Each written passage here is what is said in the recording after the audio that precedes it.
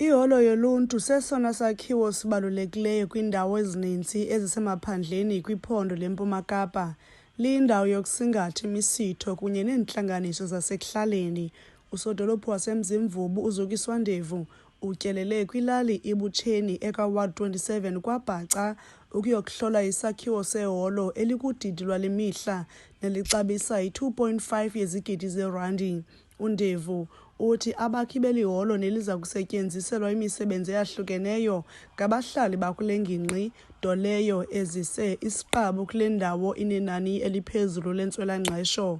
Usodolophu ukwavakalise ukuba kubalulekile ukuba xa kwakhiwa iholo yoluntu yakhiwe ngabahlali ukwenzela bazive benebango kulo. Uthi oko kuza kubenza bazingce yaye bayikhathalele le holo nakwixa elizayo. Abantu esele beqeshiwe apha bangu-12. Lo nokontraka usebenza kule ndawo sinethamsanqa ke singatsho akaphelelanga nje uba ngwasemzimvubu ukwangwale wadi into exela into yobana ke sityala ekhaya.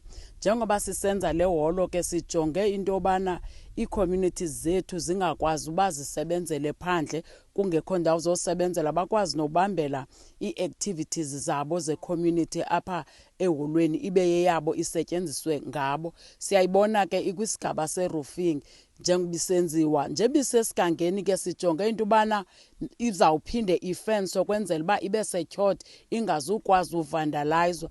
Omnye wabasebenzi kule projekthi yokwakhiwa kweli holo, u-Madola, uthi ebesele nethuba elide engaphangeli, ekwatsho nokuba uyavuya ukusebenza njengomakhi kule projekthi. Uthi sele ewulindele umhla weKrismesi nanjengoko eza kutsho akwazi ukuthengela usapho lwakhe izipho nokutya ngomrholo awufumene kule projekthi. Uba kwam lana ndiwubonile umehluko omkhulu, bindincedile iprojekthi lena. Ndikwazile ukwenza izinto bendingakwazi ukuzenza before, so ibe usizo kakhulu kwam. Le holo iza kuthatha umthamo wabantu abangama-250 yaye iza kusetyenziswa ngabahlali beelali ezintathu. Inkokheli yoluntu uNosixolisa Makhawula uthi kudala abahlali bale ndawo beyifuna iholo yoluntu. Uthi ngoku abahlali baza kuyeka ukubamba iintlanganiso nemisitho phantsi komthi okwisikolo esikufutshane okanye ezintenteni. Le nkokheli yoluntu ilekele ngelithi le holo iza kuba luncedo naxa kunokuthi kwenzeka intlekele yendalo yaye ethemba ukuba le holo iza kumanya uluntu lwale ndawo.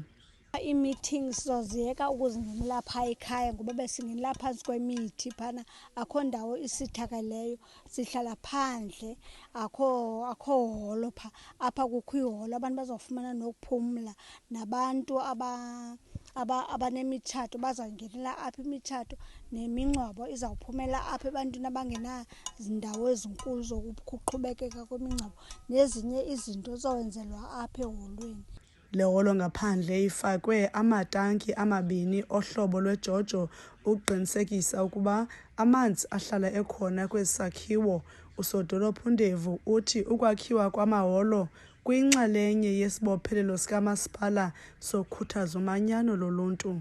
Undevu uvale ngelithi abahlali kufuneka bawakhusele amaholo angabe sisigculelo sokonakaliswa.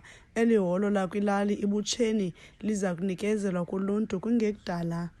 Kwiindaba ze-MPK, ndinguLumka Bekindawo, kwaBhaca.